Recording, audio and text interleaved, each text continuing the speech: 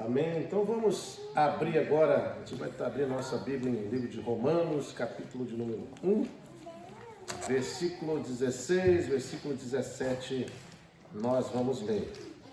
Romanos, capítulo 1, versículo 16 e versículo 17, nós vamos estar lendo. Amém? Romanos 1, 16 e 17. Ok? Vamos ler então, irmãos. Nós vamos estar aí lendo esse texto. Fala assim: pois não me envergonho do Evangelho, pois que é o poder de Deus para a salvação de todo aquele que crê, primeiramente do judeu e também do grego, visto que a justiça de Deus se revela no Evangelho de fé em fé, como está escrito, o justo viverá pela fé. Vamos orar. Deus, em nome de Jesus, nós queremos, ó Pai, pedir a Tua bênção, a Tua graça, Pai, sobre as nossas vidas, clamando, Pai, ao Senhor, para que o Senhor possa falar ao nosso coração, Pai, nesta noite. Peço a Ti para que o Teu Santo Espírito possa nos dar entendimento, possa nos dar compreensão, Pai, acerca dessas verdades, e que o Senhor possa operar, mover, agir com o Teu poder e com a Tua graça, para a honra e glória do Senhor, que o Senhor nos dê entendimento, compreensão e que, acima de tudo, nós possamos colocar em prática todas essas verdades, ó Deus, que vão sendo ensinadas. Por isso, ministra, abençoe e opera em nome de Jesus Cristo. Amém.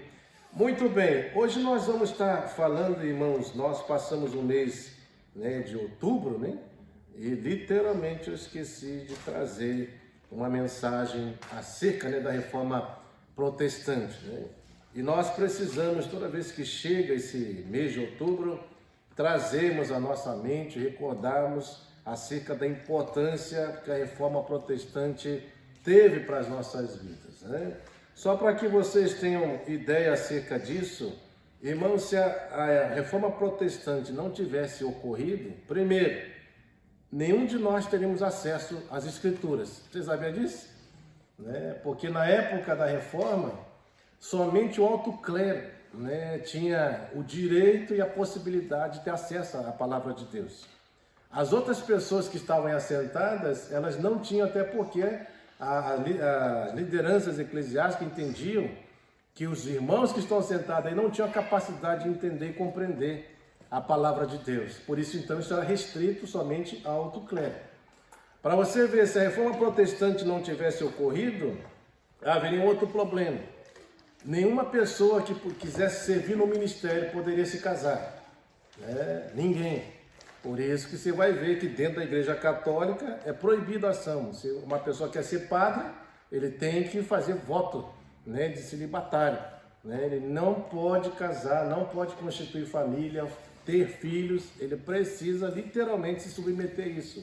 Então, se a reforma não tivesse ocorrido, ninguém que viesse a servir ao Senhor poderia se casar, tanto homem como mulher. Outra coisa importante, nós vemos que a reforma protestante foi importante porque foi o meio que Deus utilizou para quê? Levar a igreja a se voltar à verdade de Deus.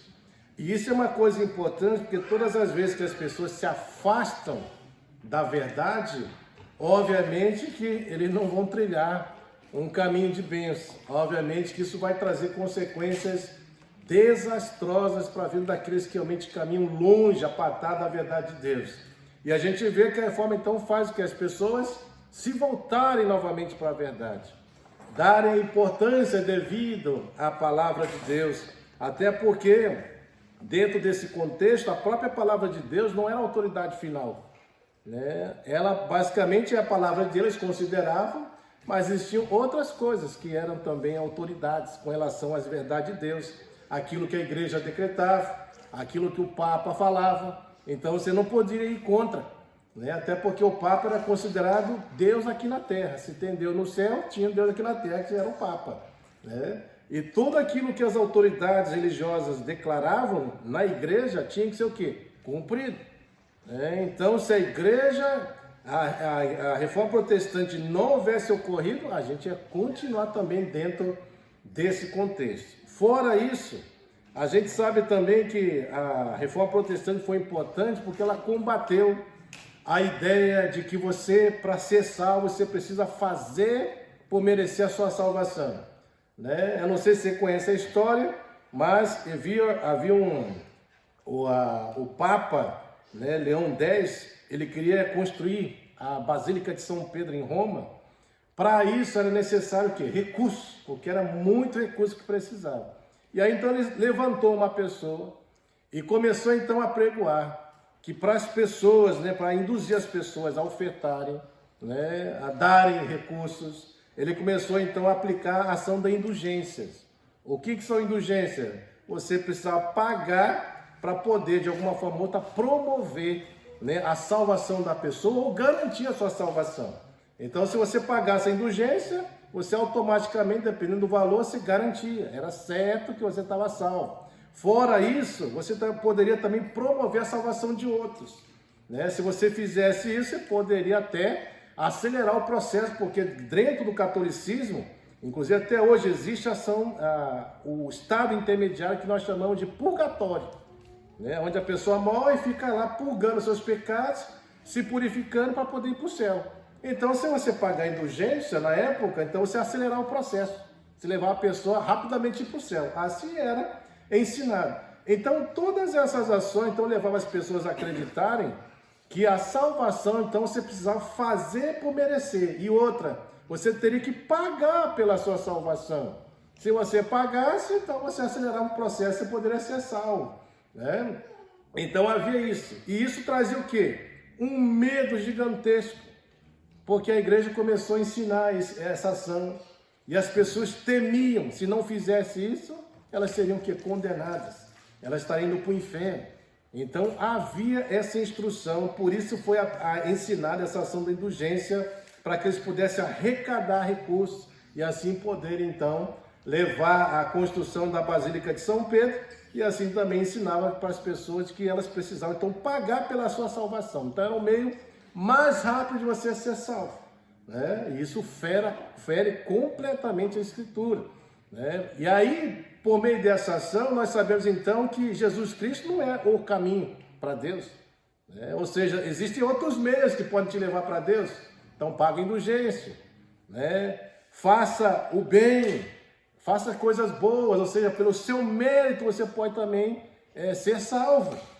Então, esses ensinamentos, então, feria profundamente as Escrituras, até porque a Bíblia fala que não tem como você ser salvo por outro meio, a não ser por meio da fé em Jesus. Jesus é o caminho, não tem outro caminho, não tem outra solução, não tem outro meio, uma outra forma de você poder se achegar a Deus. Mas isso era ensinado na igreja, né? A igreja ensinava isso. E aí, então, por meio dessa ação, você destrói a ação da graça também. Porque graça é o quê? Favor imerecido. Nós não merecemos, mas Deus quis nos salvar. Então, se eu pago por algo, então já não é mais graça. Porque eu estou pagando por algo, para merecer algo. E isso fere completamente a doutrina da graça de Deus. Então, se nós formos observarmos, a gente vai ver que a reforma, né, protestante, quando Martinho Lutero, lá na data de 31 de outubro de 1517, ele fixa lá na porta da igreja do Castelo de Wittenberg, lá na Alemanha, as 95 teses, né? E essas 95 teses tinha como teor o quê? O que se resumia? Em que Cristo, é isso aqui que se resumia as 95 teses. Requer o que? Arrependimento e tristeza pelo pecado e não penitência, como a igreja ensinava. Na questão aí das indulgências, né? Como um meio para você poder alcançar a sua salvação. Então, através dessa reforma protestante, através disso que Lutero fez, começa então a se criar o quê? Os 5 pilares da reforma protestante, né? E esses 5 pilares, né, têm como intuito o quê? Que são princípios fundamentais da reforma protestante, né? Ou seja, eles vão estar combatendo todas essas ações que a Igreja Católica da época estava ensinando, né, dentro do contexto da igreja. Então nós vamos ver que eles queriam se opor, né? O propósito é se opor ao pensamento, se opor à conduta e o ensino da igreja romana da época. Então, para isso, nós vamos ver que entra a questão agora na Reforma Protestante, as 5 solas da Reforma, né? Que nós já ouvimos. O que são solas? Isso vem da palavra, vem do latim, e que significa somente. Isso é importante, né? Essa palavra, ou seja, somente. Né? Então, o que eles começam a colocar? Primeira sola escritura, ou seja, somente as escrituras. E aí ele começa colocando também sola Cristo, ou seja, somente Cristo. A salvação é somente por meio de Cristo, mais de ninguém. E aí vem sola gratia, ou seja, salvação somente pela graça divina, ou seja, favor imerecido. E aí vem também sola fide, ou seja, somente a fé para ser salvo. Fé em quem? Fé em Jesus. E por último, só lhe deu glória, ou seja, glória somente a Deus. Por quê? Porque dentro desse contexto da Igreja Católica da época, eles dividiam a glória de Deus. Não era só Deus que recebia a glória. A igreja recebia, as autoridades recebiam, os santos da igreja recebiam, né? Maria e tantas outras personalidades desse contexto recebiam a glória. Né? Então, tudo isso aqui foi realizado aqui para combater todas essas ações. Por isso que essas 5 solas, elas não existiram simplesmente por acaso. Não. Elas estão combatendo, cada sola está combatendo todas essas ideias, todos esses ensinamentos que a Igreja Católica da época estava ensinando. Então, vamos diretamente para as 5 solas que nós vamos estudar, e é importante que a gente compreenda isso, né? Então, isso aqui que firma a base da Reforma Protestante. Lembrando também que quando se fala de Reforma Protestante, não está falando de coisas novas, né? Não é isso. Reforma Protestante está falando de um retorno, da volta à verdade, a volta aos princípios, né, que são ensinados pelas Escrituras. Então, essa reforma se fez necessária, se voltar para as verdades de Deus e firmar a vida nessas verdades. Né? Então, não tem nada novo. Né? E, obviamente, que quando se fala de reforma também, uma das injustiças, né, que as pessoas cometem é justamente só lembrar de Martinho Lutero. É impressionante. Chegou a reforma, você vai ver, vai passar filme de Lutero, né, alguma coisa referente a Lutero, mas e as outras pessoas que contribuíram para essa reforma? Não foi só Martinho Lutero, né, que implementou a reforma. A gente precisa entender que muitas outras pessoas, né, dentro do próprio contexto de Lutero e depois e antes, lutaram para que isso ocorresse. Né? Então é uma injustiça você só pensar em Lutero. Então lembre-se que existem vários nomes, isso aqui são nomes que talvez uma grande maioria conheça, mas com certeza existem vários outros que não são mencionados. Né? E a gente precisa entender que também existiam outras pessoas que contribuíram para esse processo. Então, John Hus, talvez você já deva conhecer, porque tem vários filmes, literaturas acerca dele. John Wycliffe, Jerônimo de Saravanora, né? Zwinglio, Guilherme Farel, João Calvino, John Knox. Todas essas pessoas são pessoas que nós conhecemos, né? Porque são mencionados, mas com certeza tantas outras também que não foram mencionadas também fizeram parte de todo esse processo. Então, vamos analisar cada sola, né? Aqui vai falar primeiro de sola escritura, ou seja, somente as escrituras. Por que é importante nós firmarmos as nossas vidas somente nas escrituras, irmãos?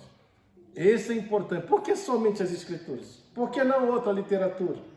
Por que não o ensinamento das autoridades eclesiásticas da Igreja Católica? Por que não aquilo que o Papa fala? Né? Aqui os textos vão ficar bem claros. Primeiro, vamos lá. Vamos abrir Salmo de número 119, versículo 105. Vamos ler. Salmo de número 119, versículo de número 105. O que vai falar?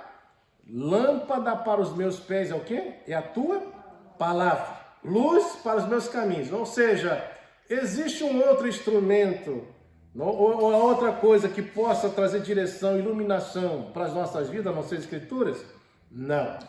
Esse texto está falando que a única coisa que se coloca como instrumento e que traz direção, luz, ilumina o nosso entendimento, o nosso caminho, é o quê? É as escrituras.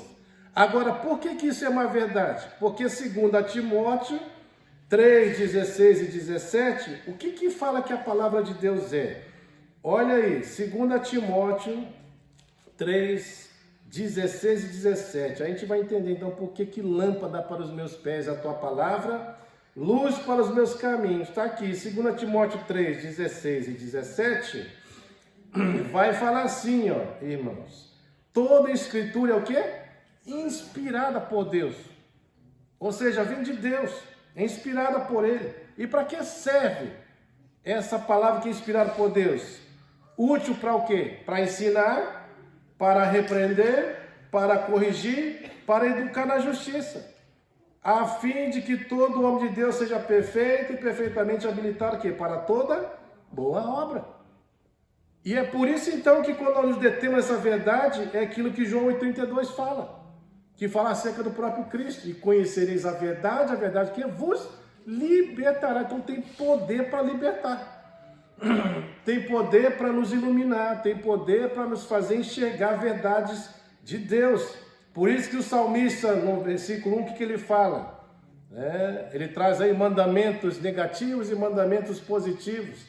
No negativo ele fala: bem-aventurado o homem que não se detém no caminho de pecadores, que não segue o conselho de ímpios e que não se assenta na roda dos escarnecedores. Aí vem os mandamentos positivos. Mas antes eles têm prazer o quê? Na sua lei.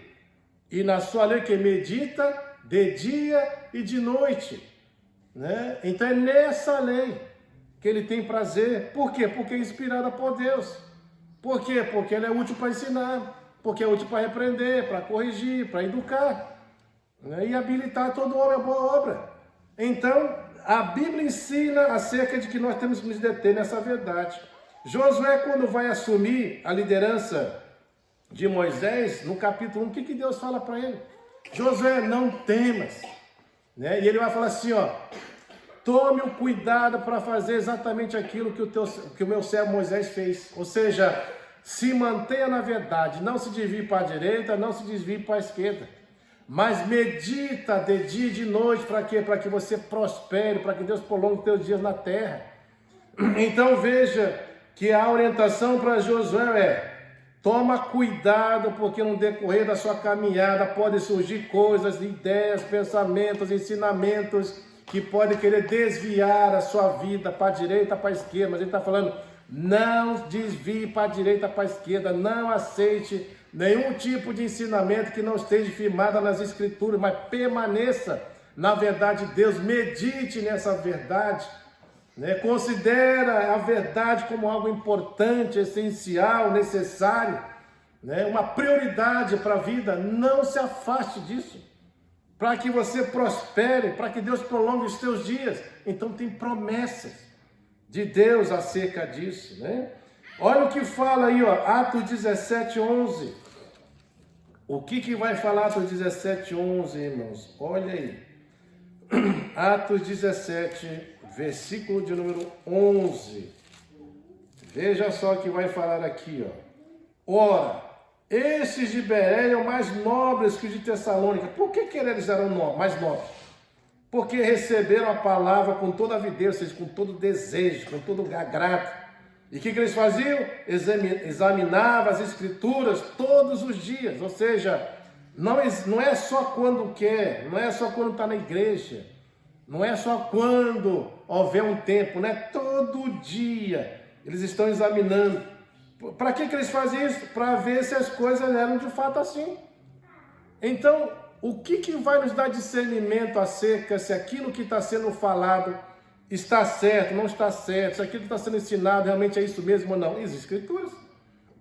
Quando nós conhecemos as escrituras, quando nós nos detemos as escrituras, quando nós meditamos nela, à medida que surgir qualquer tipo de ensinamento ou algo que alguém fala que é contra a escritura, você vai discernir.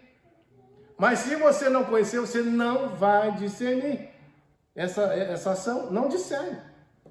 E a gente vê que o povo de Beré era considerado um povo nobre, por quê? Por causa dessa conduta. Eles eram mais nobres. Né? Por quê? Porque eles davam valor à palavra de Deus, eles se dedicavam em aprender a palavra de Deus e ainda checavam para ver se aquilo que as pessoas estão falando está de acordo ou não com as Escrituras. E lembrando, né, irmãos, como nós sempre falamos, quem está falando nesse contexto é o apóstolo Paulo. É o que escreveu quase 50% do Novo Testamento.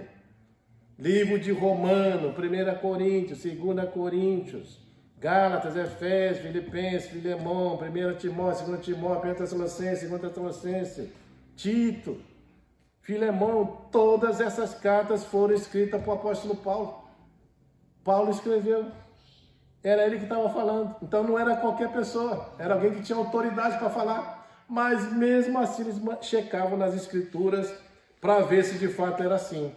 Era exatamente isso aqui que as pessoas tinham que fazer no contexto da reforma protestante.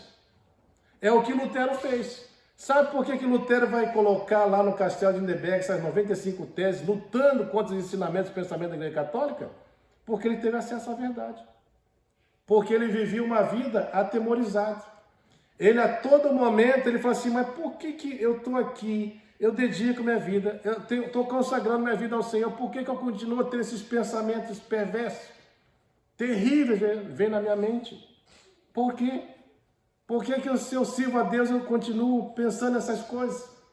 Continuo tendo desejo por essas coisas? E ele se martirizava a todo momento por causa disso. Aí até que uma autoridade eclesiástica fala assim, Lutero, você precisa ir para o mosteiro. Vai para lá e estude. E foi justamente quando ele começou a estudar, irmãos, que aí ele começou a perceber que tudo aquilo que a Igreja Católica estava fazendo estava tudo equivocado, tudo errado. Mas como é que ele adquiriu isso? Por meio do conhecimento das Escrituras. Ele se voltou para a verdade de Deus. E tudo isso então ajudou ele a compreender, entender de fato e discernir o que estava acontecendo. E é por isso que a Bíblia fala somente as Escrituras. Por isso que a reforma protestante colocou isso como um pilar na reforma. Não abrir mão das Escrituras. Agora, nós somos contrários a livros de outras literaturas? Não. Contanto que o livro, a literatura, seja lá o que for, não fira as Escrituras. Esse é o processo. Se não ferir a Escritura, ok. Mas se ferir, não deve ser aceito, irmãos. Não deve ser aceito. E aí você vê, olha o caos que a igreja virou por causa dessa ação de se afastar das Escrituras. Já imaginou o caos que isso trouxe naquela época? Olha o caos que virou. As pessoas viviam época de verdadeiras trevas espirituais, irmãos. Trevas espirituais. Por quê? Afastamento da verdade. E é o que acontece. E hoje nós falamos, hoje em dia, também se faz necessária uma reforma. Porque o que você vê de coisas que acontecem, de ensinamentos, que ocorrem nas igrejas, é terrível, irmãos. É terrível. Eu já vi na igreja pessoas assim, famosas dentro do contexto cristão, subindo no púlpito, rugindo como um leão. No púlpito. Assim, de 4, andando e rugindo como um leão. Porque fala que recebeu a unção do leão. Por que é o leão? Leão é o leão da tribo de Judá, Cristo. Então recebeu a unção e fica ali rugindo como um leão. Mas o que isso vai trazer de benefício? Olha o que a Bíblia ensina, você ficar imitando um leão em cima do púlpito. Já imaginou? Imaginou você vendo eu imitar aqui um leão aqui? Como é que vai ficar um negócio desse, O que a pessoa vai pensar imitando um leão? Outra igreja lá no Paraná, que a gente ficou sabendo, eles vão na igreja e orientam os membros a fazer xixi, irmão, na cidade. Você já parou para pensar nisso? Aí você vai procurar entender, mas por que fazer xixi? Aí entrou a unção do cachorro. Olha só a ideia. O cachorro, para demarcar localidade, o que ele faz? Faz xixi. Então, ele sabe ali que aquela área ali pertence a ele. Por isso você vai ver. Cachorro faz xixi no lugar, geralmente ele só vai ali. Porque aquilo ali é o território dele.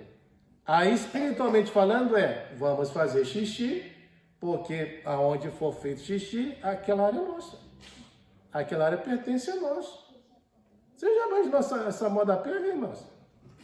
Já parou para pensar nisso? Kevin, imaginou aí? Lá no seu bairro, lá tá todo mundo. Alex, sai aqui, Alex, vem para cá. Kevin aqui, Daniel, aqui lado ali. Vamos fechar tudo aqui, vai ficar mijando. Já xixi, né, irmãos? Né? Então a gente vê assim, muita coisa acontecendo nesse sentido. Muita coisa. Pastores que amaldiçoam as ovelhas, irmãos.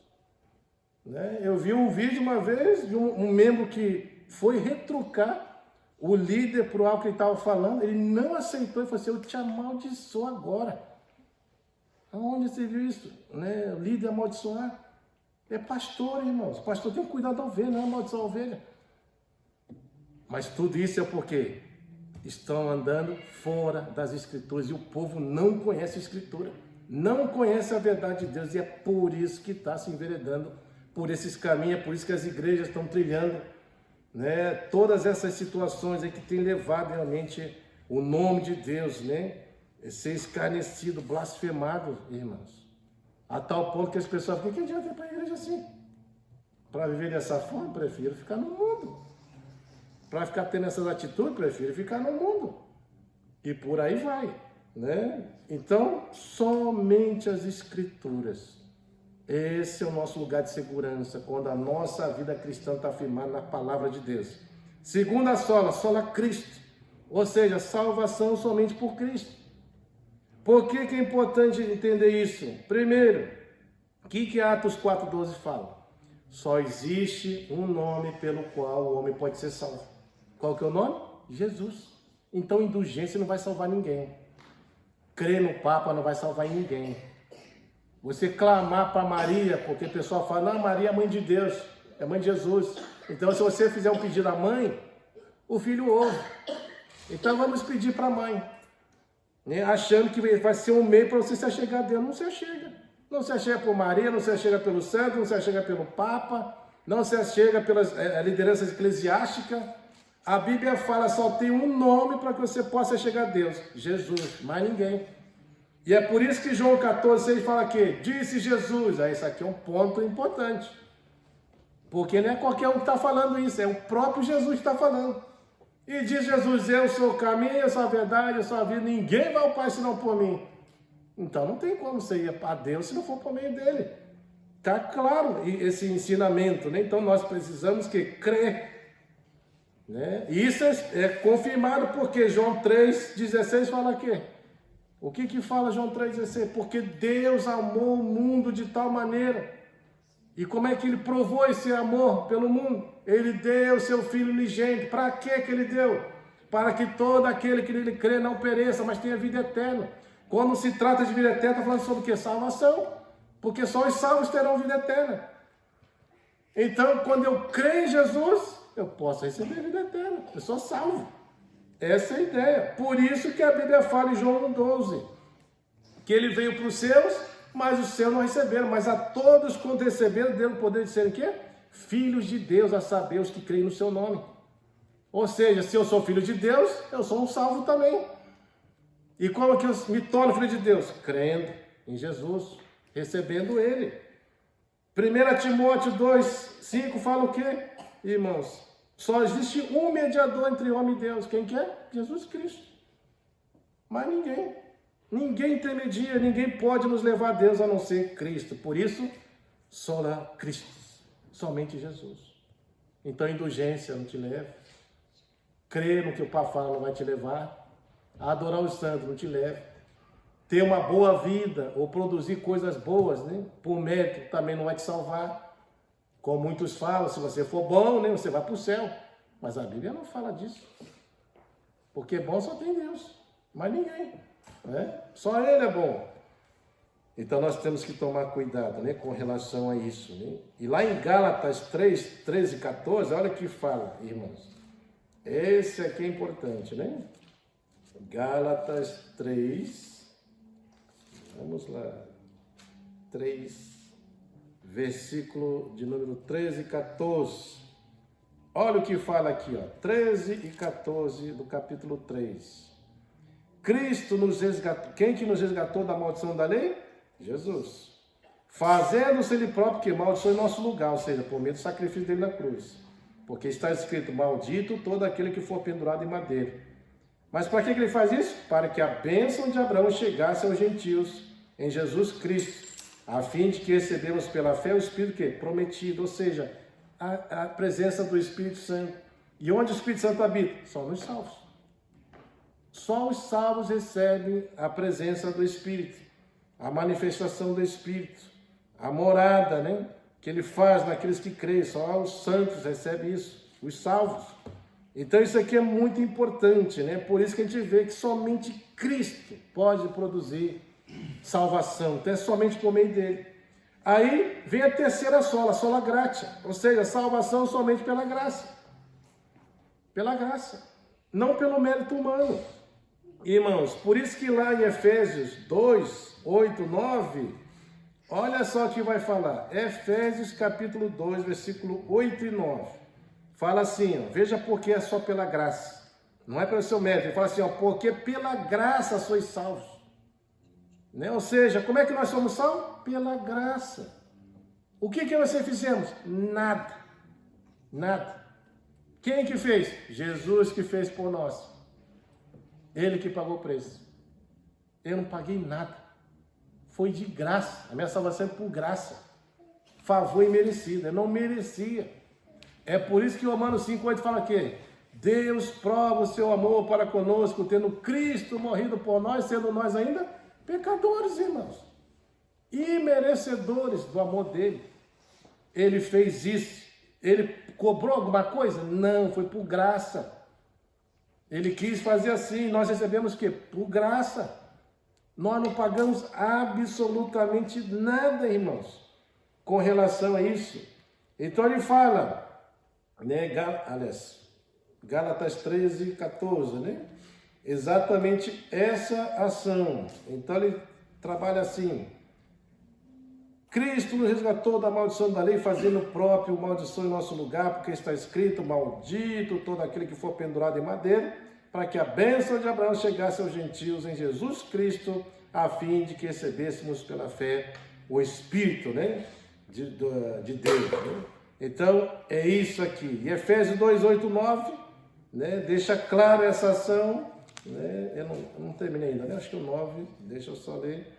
Que fala assim, porque pela graça sois salvos mediante a fé, isto não vem de vós, e aí isso aqui é importante, ó, é dom de Deus. Né? Vocês são salvos pela graça, ou seja, por um favor imerecido. Mediante o quê? Fé, eu preciso crer no Senhor Jesus. E aí ele fala que até essa fé de crer nele não vem de nós. É dom de Deus, Deus que nos deu. Ele cobrou alguma coisa? Não, é um presente, ele deu, para a gente crer nele. E aí fala, não de obras para que ninguém se glorie. Então está claro, ninguém vai ser salvo por obras. Para quê? Para que ninguém se glorie. Né? Mas nós vamos ser salvos somente por graça, por favor imerecido. É isso que ele está falando. Agora, por que isso é uma verdade? Porque Efésios 2:1 fala o quê? Olha o nosso estado, irmãos. Ele vos deu vida, estando nós o quê? Mortos nos nossos delitos e pecados. Você está morto nos seus delitos e pecados. Um morto pode fazer alguma coisa? Não pode fazer absolutamente nada. Está morto. Não tem como fazer. Mas quem que pode dar vida então, se eu estou morto no meio dele pecado? Jesus. É isso que ele está falando. Ele vos deu vida. Só ele pode fazer isso. Então, por isso que aqui é o quê? Graça de Deus. Não tem nada que ver com a gente, essa ação. Nada que ver. Foi Deus que fez tudo por nós. Por isso, irmãos, a gente está vendo aqui que você não precisa pagar a sua salvação. Você não precisa ficar pagando indulgência. Né? Você não precisa ficar fazendo boas obras nessa perspectiva, se eu fizer, eu vou salvo. Não. Porque é por graça. Né? A salvação é de graça.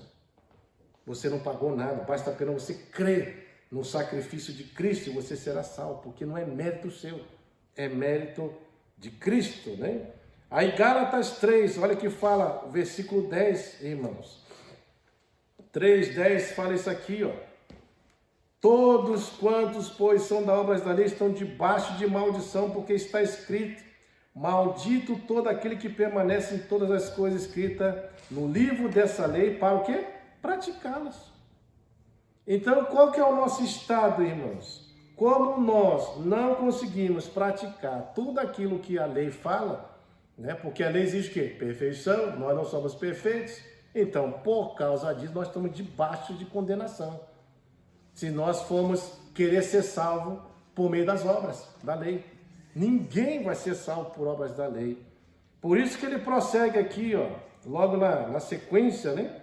Lá no versículo, deixa eu ver aqui, versículo de número 23, ó, a 26. Olha aí, ó. Mas antes que viesse a fé, estávamos sob a tutela da lei, nela encerrado para que essa fé, que de futuro haveria de revelar-se. De maneira que a lei nos serviu de aio para nos conduzir a Cristo, a fim de que fôssemos justificados por fé. Mas tendo vindo a fé, já não permaneceremos subordinados ao aio, por todos vós sois filhos de Deus mediante a fé em Cristo Jesus. O que o texto está falando? Paulo está falando claramente. Para que serve a lei? Para mostrar o seu estado, a sua situação. Qual que é a sua situação? Você está perdido, condenado. Né? À medida que a lei vai sendo ministrada, nós vamos vendo a nossa incapacidade de cumprir a lei, de praticar a lei. Por isso, isso te coloca no estado aqui de condenação, de incapacidade de cumprir aquilo que Deus quer. Então, como é que eu vou ser salvo? Como eu posso ser salvo? Se é essa condição que eu me encontro diante dessa lei de Deus. Exatamente, a lei vai servir de quê? De aio para nos conduzir o quê? A Cristo. Eu não posso. Eu não tenho capacidade, nem condições de me salvar por mim mesmo, pelos meus méritos. Mas eu tenho que reconhecer esse estado, saber que eu sou débil, que eu não tenho essa capacidade, que por mim mesmo eu não consigo se achegar a Deus, mas essa situação só está me mostrando o quê? Que eu preciso então de alguém para me ajudar a chegar a Deus. E quem que é esse alguém? Jesus. Por isso que a lei está servindo de aio para nos conduzir a Cristo. É só para mostrar o seu estado, a condição que você se encontra e a sua incapacidade de você ir por conta própria a Deus. Você não tem como ir. Então a lei mostra o quê? O seu estado. E mostrando o meu estado, eu vou reconhecer, eu não tenho como ir. Mas tem alguém que pode fazer isso por mim. Quem que é? Jesus. É Ele. Por isso que é graça. Né? Sola gratia, né? Ou seja, somente a graça, salvação somente pela graça divina, por aquilo que Jesus fez. Né? E aí fala aqui, irmãos, sobre a outra sola fide, ou seja, somente a fé, salvação somente pela fé. Né?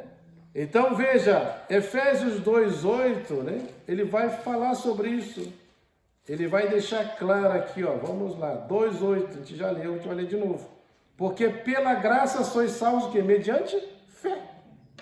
Pela fé você vai ser salvo, ou seja, você precisa crer em Jesus.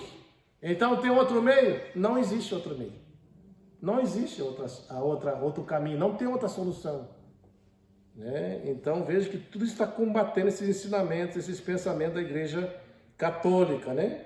Da época. Olha só, João capítulo 1, o que fala aqui, ó? João 1, Evangelho de João. Peraí, deixa eu ver se é isso aqui mesmo. É isso mesmo, né? Vamos lá. João 1, 11, 12. O que está falando? João capítulo 1, versículo 11 e o versículo de número 12. Olha que fala aqui, ó. Veio para que o seu... e os seus não receberam. Mas a todos quanto receberam, deram o poder de serem feitos filhos de Deus, a saber o que? Os que creem no seu nome. É fé. Se você crê em Jesus, você automaticamente se torna o quê? Filho de Deus. Você está o quê? Justificado diante do Senhor. Por isso que precisa crer pela fé no Senhor. Gálatas 2:16, ele vai falar isso aqui, ó. Irmãos, vamos lá, Gálatas capítulo 2, versículo 16. Olha o que fala. Fala assim: sabendo, contudo, que o homem não é justificado por obras da lei, e sim é mediante o quê? a fé em Cristo Jesus. Também temos crido que em Cristo Jesus, para que fôssemos justificados pela fé em Cristo e não por obras da lei, pois por obras da lei ninguém será justificado. Ninguém. Então percebam por que é importante ser por fé. Então só a fé pode te salvar. Você jamais será salvo por meio de obras, né? E aí continua, capítulo 3, versículo 10 e 11 fala: todos quando, pois, são da obra da lei, estão debaixo de maldição. Por quê? Porque não conseguem cumprir o que a lei fala, muito menos praticá-la. E aí o 11, e é evidente que pela lei ninguém é justificado diante de Deus. Por quê? Porque o justo viverá pela fé. É somente pela fé que você pode obter a graça de Deus e a salvação, mas de nenhuma outra forma. E por último, irmãos, a última sola fala, sola deu glória, ou seja, glória somente a Deus. Só a Ele. E aí faz sentido. Por que nós temos que só glorificar a Deus? Por que glória só Ele? Porque foi Ele que fez tudo, irmãos. Por nós. Não é? Quem que planejou a nossa salvação? Quem que enviou o seu Filho? Quem que morreu naquela cruz? Quem nos substituiu? Quem passou tudo que passou para poder nos salvar, nos tirar do estado de condenação? Foi Deus. O que eu e você fizemos? Nada. Quem fez tudo? Ele. Ele fez tudo, do começo até o fim. Por isso, só Ele deve receber glória mesmo. Mas ninguém. E é por isso que lá em 1 Coríntios 10, 31, vamos ler. Olha o que fala aí, ó, 1 Coríntios, capítulo 10, versículo de número 31. Que fala? Quer comais, quer bebais, ou façais outra coisa qualquer, faça tudo o quê? Para a glória de Deus. Se tudo que você for fazer, faça para a glória dele. Ele sim é digno de receber glória. Né? Por tudo aquilo que ele apresenta, por tudo aquilo que ele fez por nós. Então ele é digno. O que fala Romanos 11, 36? Olha aí que vai falar. 11, 36 fala assim: porque dele, por meio dele, para ele são todas as coisas. A ele, pois, a glória eternamente. Amém. Está falando sobre Cristo. Ou seja, ele é a fonte, ele é o meio, ele é o fim de todas as coisas. Quem é que deve receber glória? Só ele. Mais ninguém. Glória somente a ele. Então não é glória para o Papa. Não é glória para os santos. Não é glória para Maria. Não é glória para nenhuma dessas pessoas. Mas é glória somente para quem? Para Deus. E mais ninguém. Né? E aí, Mateus 6,13. Olha o que fala aí na oração do Pai Nosso. Qual a orientação de Jesus com relação a isso? 6,13. Fala o quê? E não nos deixeis cair em tentação, mas livra-nos do mal. Pois o que? O teu é o reino, teu é o poder e a glória para sempre. Amém. De quem que é a glória? Dele. De quem que é o poder? Dele. Então a gente vê claramente, né? O poder é dele, o reino é dele, a glória é dele.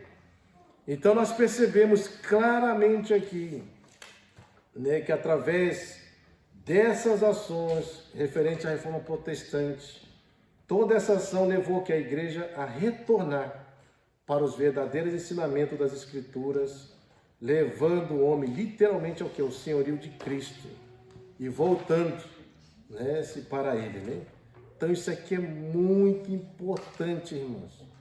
A gente entender que a reforma protestante teve essa importância e ela precisa realmente ser dado o valor devido a ela, e nós jamais podemos nos esquecer dessas verdades. E se a igreja se firmar nesses 5 pilares aqui, é isso aqui que vai nos manter uma igreja saudável.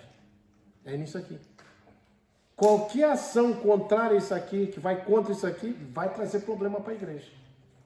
Vai trazer problema. Né? Então a gente precisa afirmar a nossa vida dentro desses 5 pilares aqui, porque é um resumo, né? Basicamente de todo o contexto das teses, essas 95 teses que Martinho Lutero levantou e colocou no castelo de Wittenberg, na Alemanha. Né? Começando a partir dali, então, essa ação de lutar contra essas ações todas que a igreja estava produzindo. Né? Então a gente precisa afirmar. E quando as igrejas se firmam realmente somente nas Escrituras, quando elas creem que a salvação é somente através de Cristo, né? Quando elas entendem que isso foi por meio de graça, não foi nada do que você fez, foi graça. E o que nós fizemos? Nós só apenas professamos a fé nele, cremos mediante a fé naquilo que Jesus fez, somos salvos. E por isso então, por tudo isso que Deus fez, por ele ter deixado a sua palavra, por ele realmente enviar o seu Filho Cristo, por ele nos salvar por meio da graça mediante a fé, ele é o único digno de fato de receber toda a glória, irmãos. A sequência dessas 5 solas é exatamente isso. Fazer com que os cristãos entendam que tudo começa pelas Escrituras, a partir do entendimento que você tem de que realmente Deus realmente enviou o seu Filho para que através dele nós fôssemos salvos. É através do nosso mérito? Não, foi por graça, favor imerecido. O que nós temos para então? Somente creia pela fé no que ele fez. Por quê? Porque por obra ninguém vai ser justificado. Ninguém tem a capacidade de ser perfeito e praticar tudo aquilo que a lei exige. Então, por meio da lei não tem como você se salvar. Então, a lei está mostrando o quê? O seu estado, a sua situação. Então, eu preciso reconhecer isso e entender. Eu não posso, mas alguém então pode fazer isso por mim. Quem que é esse alguém? Cristo. Por isso tem que ser pela fé. Então, mediante a todas essas verdades, não tem outro resultado, a não ser dar glória a Ele mesmo. Nós temos que glorificar Ele por tudo isso que Ele fez por nós. E esse deve ser a ação que a igreja, num contexto geral, deve produzir dentro das suas comunidades. E quando a gente faz isso aqui, nós estamos num lugar de segurança, irmãos. Nós podemos confiar plenamente que nós vamos crescer de forma saudável numa igreja assim. Então a gente precisa realmente firmar esses pilares nas nossas igrejas, trabalhar essas verdades, fazer as pessoas entenderem que é assim que Deus estabeleceu e é dessa forma que nós precisamos seguir se nós queremos manter uma vida cristã saudável na presença de Deus. E que Deus nos ajude a vivermos tudo isso para a glória dele. Amém? Vamos orar. Feche os teus olhos, inclina a sua cabeça e oremos ao Senhor.